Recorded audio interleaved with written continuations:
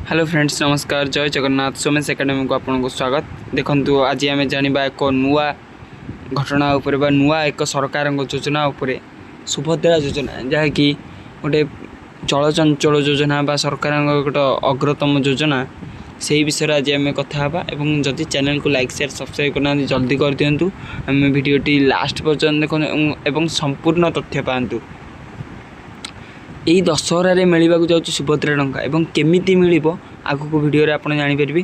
दशहर बरगढ़ एक बरगढ़ जिलार एक स्थान में अनुष्ठित होगा जाऊँगी सुभद्रा भेटी स्वतंत्र सुभद्रा भेटी जहाँ दशहरा भेटी नाम परिचित एवं यही सुभद्रा भेटी पीएम मोदी एवं जन्मदिन जाइथिबारु सेथिपय गोटे स्वतंत्र योजना भाव में दिखाई प्रत्येक महिला को 5,000 टका लेखाएं स्पेशल पैकेज पर स्वतंत्र भेटी देवाक सरकार योजना करछंती।